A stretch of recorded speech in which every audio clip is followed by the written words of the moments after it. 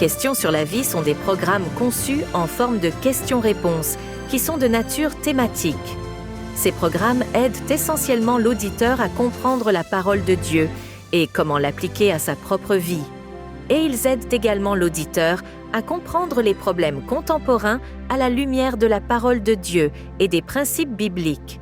Chaque émission aidera l'auditeur à gérer les problèmes importants de la vie et à combler les lacunes de sa vie personnelle. Les programmes apportent des réponses pleines de sens aux questions que beaucoup de gens se posent sur eux-mêmes, leur famille et leurs relations de vie, ce qui les mènera à une meilleure compréhension les uns avec les autres et avec leur Père. Nous espérons que le programme d'aujourd'hui sera une bénédiction pour vous.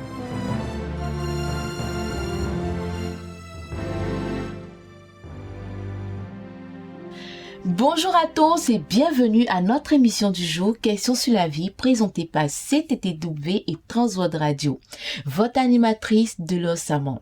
Nos émissions sont sous forme de questions-réponses que des auditeurs comme vous peuvent se poser sur différents sujets importants, à savoir la vie, la mort, la solitude et bien d'autres. Il aborde également des questions sur Dieu, Jésus, le ciel et la prière. Sachez une chose, aucune question n'est interdite. Nous sommes de nouveau en compagnie de notre invité, le frère Zoué Ephraim. Bonjour frère Zoué. Bonjour Miss Delors et bonjour à tous nos téléspectateurs. Nous sommes là encore aujourd'hui pour répondre à toutes leurs questions. Effectivement. Et sachez que c'est toujours un plaisir de vous recevoir sur notre plateau. Un plaisir partagé. Nous espérons que tous les téléspectateurs seront aussi édifiés par les réponses que notre frère va nous apporter à la lumière de la parole de Dieu. Notre émission d'aujourd'hui va parler des langages de l'amour, les clés d'un mariage merveilleux. Mes frères Zoé, pendant que nous y sommes, est-ce qu'on peut avoir des exemples de paroles valorisantes? Absolument, absolument. Je peux vous donner quelques exemples. J'ai dit souvent à ma femme qu'elle est très belle. Oui, qu'elle est un don de Dieu pour moi. Je suis reconnaissant à Dieu pour sa vie. Et quand elle fait un mets délicieux que j'apprécie, je le lui dis. Ce mets est délicieux. Tu as fait un mets délicieux. Lorsqu'elle apporte de l'aide, je suis reconnaissant et je le lui dis. Merci de m'aider. Je peux apprécier son apparence. J'aime ton apparence. Il faut libérer la parole avec des paroles positives, des paroles encourageantes. Et vous pourriez utiliser un peu d'humour pour partager cette affirmation, cette parole. Voilà. Donc, voici quelques exemples qu'on peut donner. On peut même coller des notes sur le miroir. D'accord. Voilà. Et au petit matin, lorsque madame se mit dans le miroir, elle va voir cette bout de phrase qui matérialise, qui exprime vraiment ce que le mari ressent réellement pour elle. Ça, c'est très romantique, hein? Absolument, absolument. Mais nous allons continuer. Vous avez parlé là des paroles valorisantes. D'accord. Mais qu'est-ce qu'on doit entendre par moment de qualité? Le moment de qualité est un temps consacré à notre conjoint. D'accord. Cela peut durer quelques minutes, cela peut durer plusieurs heures. Il empêche d'utiliser le téléphone pendant ce moment. C'est-à-dire qu'il ne doit rien avoir qui vienne empêcher ce temps de qualité. Nous pouvons passer du temps à regarder un film ou la télévision ensemble.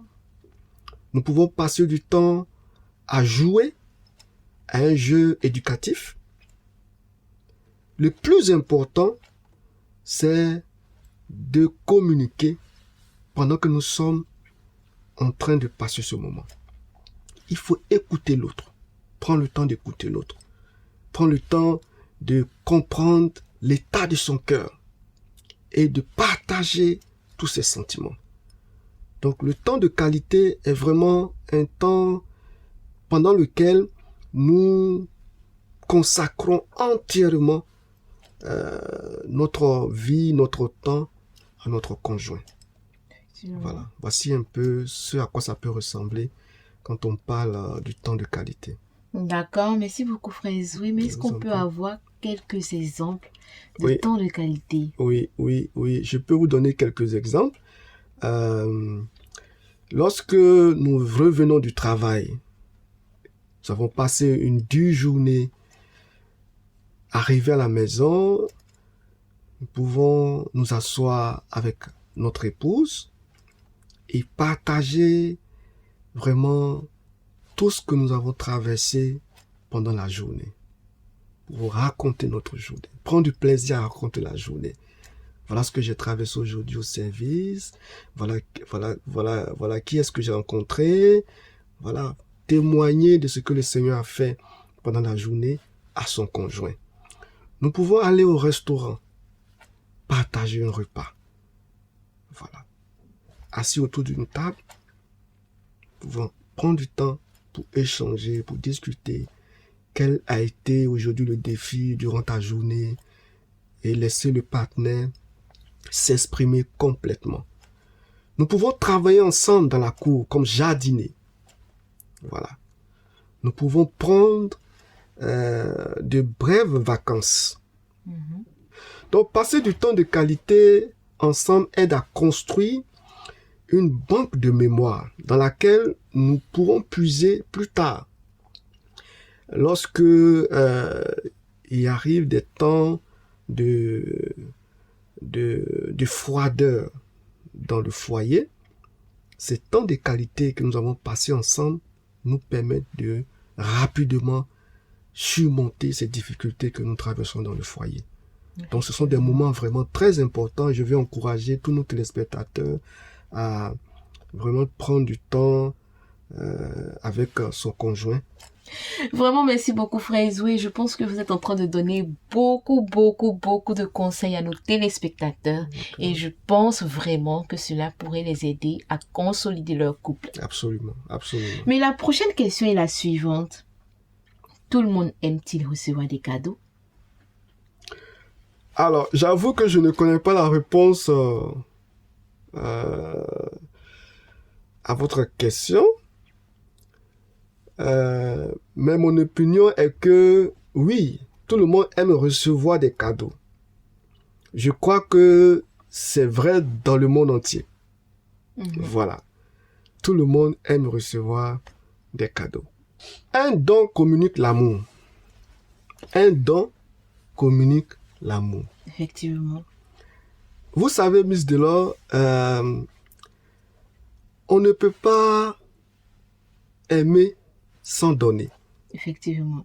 On peut donner sans aimer, mais on ne peut pas aimer sans donner. Les deux éléments sont liés.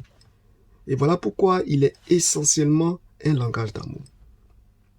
Le fait de donner exprime ou matérialise l'amour que le conjoint a pour son partenaire. Un enfant cueille par exemple une fleur et vient l'offrir à sa mère. La première réaction de la mère, c'est de s'agiter contre son petit. Pour lui dire, mais pourquoi est-ce que tu as cueilli cette fleur? Mais lorsqu'elle se rend compte de ce que l'enfant a prévu faire, alors elle prend la fleur, la sent, tout en serrant l'enfant dans ses bras pour avoir pensé à elle. Alors, un cadeau peut être une bague pour le conjoint. Un cadeau peut être une rose pour le conjoint. Le cadeau peut coûter cher comme ne rien coûter. Effectivement. Le cadeau peut marquer une occasion importante comme un anniversaire ou il peut simplement s'agir d'un cadeau lors d'une journée ordinaire. En pensant à donner et à recevoir des cadeaux, nous devons nous rappeler que le don de soi ou le don de la présence est l'un des plus grands cadeaux que nous puissions offrir à notre conjoint. Et nous n'avons pas à nous inquiéter de savoir si le don de soi se chevauche avec le temps de qualité. Ce qui est important, c'est de simplement donner. C'est la chose la plus importante. Le fait même de passer du temps avec son conjoint, nous donnons une partie de notre temps à notre conjoint. C'est aussi un cadeau. Merci beaucoup, frère Zoué. Je pense que là, nous allons parler maintenant du 4e langage de l'amour. D'accord. Qu'entend-on par les actes de service? Les actes de service représentent toutes les activités que nous pouvons partager avec notre conjoint. Par exemple, nous pouvons changer le drap sale du lit, nous pouvons tondre le gazon, préparer un repas spécial, faire la vaisselle, peindre la chambre. Dans notre culture, nous avons des stéréotypes sur le rôle du mari et de la femme. Effectivement. Ces stéréotypes ne sont pas nécessairement vrais.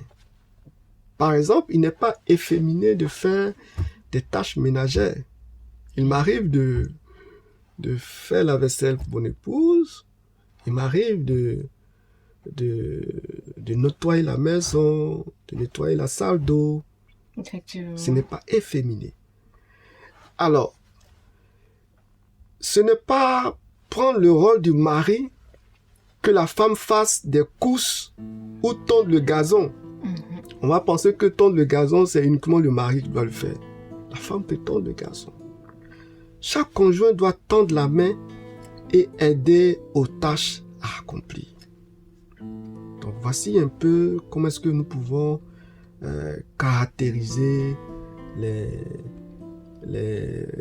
comment vous avez appelé ça déjà, les actes de service. Voilà. Merci beaucoup, frère Zoué. Et je pense que notre émission tend à sa fin. D'accord. Mais nous allons vous demander quelles sont vos remarques finales concernant les langages de l'amour. Alors, je vous remercie, Miss Delors, et merci à tous nos auditeurs qui nous ont écoutés aujourd'hui, qui ont participé massivement à cette émission. Je prie que ce programme soit utile pour vous, pour votre foyer. Je vous encourage à étudier les 5 langages de l'amour. Pensez à des façons d'exprimer chaque langage d'amour à votre conjoint. Mettez-les en pratique. Demandez à Dieu de vous aider à aimer votre conjoint. Avec son aide, ces différents langages d'amour seront la clé d'un mariage merveilleux. N'oubliez pas donc que c'est en pratiquant ces choses que vous aurez des résultats concrets. Donc je vous encourage à mettre ces 5 langages d'amour en pratique pour un bonheur exceptionnel dans votre foyer. Merci beaucoup, frère Zoué, pour ces intéressants conseils et je pense que nos téléspectateurs ont été beaucoup édifiés aujourd'hui. Merci de nous avoir suivis. C'était Questions sur la vie présentée par CTTW et Transworld Radio. Nous vous encourageons à continuer à suivre nos émissions, à rester connectés pour davantage de sujets qui pourraient vous intéresser. Je prie le Seigneur que, au travers de ce programme d'aujourd'hui, vos mariages soient édifiés, soient restaurés et que vous puissiez retrouver confiance en vos différents conjoints. Votre animatrice Delors Samon, à très bientôt et que Dieu vous bénisse.